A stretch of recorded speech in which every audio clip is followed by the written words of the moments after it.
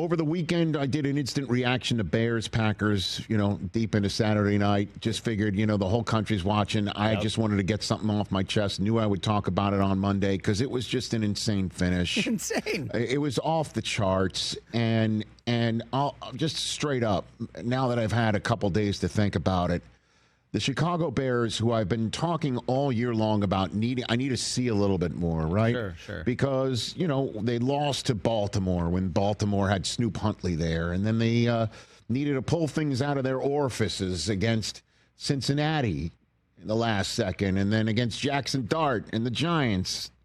And they win that game and wind up. And that was the end of the Brian Daboll era in New York. I'm like, I need to see something start to finish.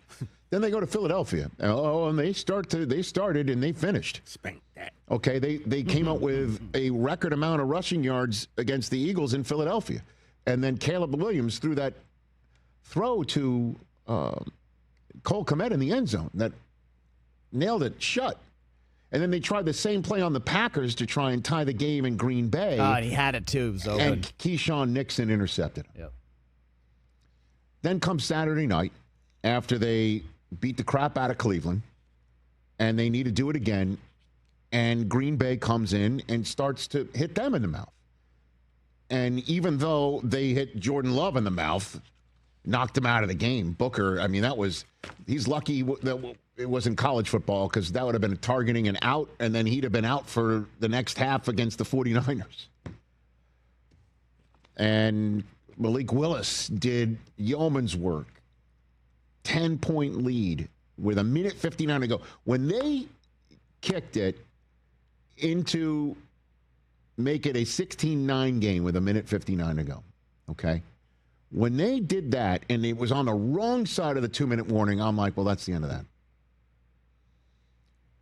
But then they get the onside kick. They march down the field. Caleb Williams throws one to a rookie who had only 8 snaps all season long, but pressed into service because 2 receivers were out. Force overtime. I thought Ben Johnson was going to go for 2 because he's just so nutty. I thought so too. But he said after the game, playing the odds, I thought 50-50. It's better for us to try and go in overtime. Yeah. And sure enough, the Bears get the bounces. It's an 8% chance to recover an onside kick. They hit that one. And then what are the odds? I don't know what the odds are of a quarterback fumbling a snap from under center on 4th down in overtime. Whatever those odds are, they hit that one. They should be playing the Powerball, and the Powerball should be 18 because he's out of his skull right now. It might be $1.8 billion tonight. Play 18 because I'll tell you what, man, the throws he is making right now are exactly what the Bears were hoping to see out of him. They're Mahomes-like. Because that was the comparison coming in, and it was unfair.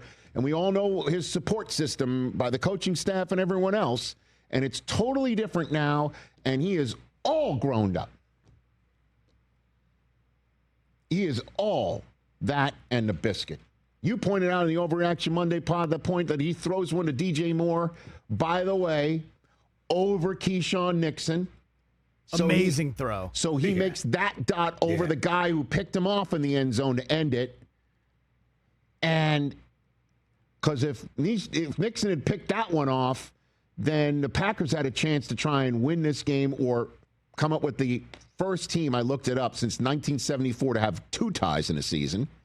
Also, DJ Moore was getting interfered with on the whole time on this throw. It was incredible. First ever overtime touchdown and touchdown reception in either one of these gentlemen's careers.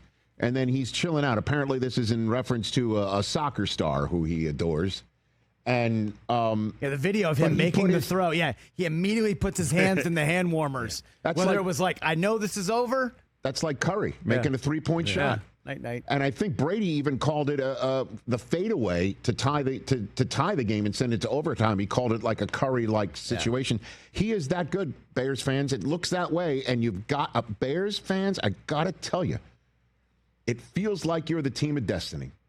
You lead the league in takeaways in 31. And I've got a did you know to wrap up the hour on a crazy stat about how they are pulling games out of the hat at the end of the season. and they've already beaten the Eagles, who are right behind them. They could beat the 49ers next week and have a tiebreak on them. Hey, I understand they still have to get some help to catch Seattle or anybody else who might wind up being the 1 seed. But if it's San Francisco and they beat San Francisco along the way, the Bears could be the 1 seed easily and then be one of those teams you don't want to face in the playoffs. I can't wait to see what Caleb looks like in a playoff game because, remarkably, Bears fans, Aaron Rodgers punched your ticket on Sunday by beating the Lions. Unbelievable stuff. Team of Destiny stuff. Hey, you made it all the way to the end. Thanks for that. Check us out every single day streaming live on Disney Plus and the ESPN app 12 to 3 Eastern.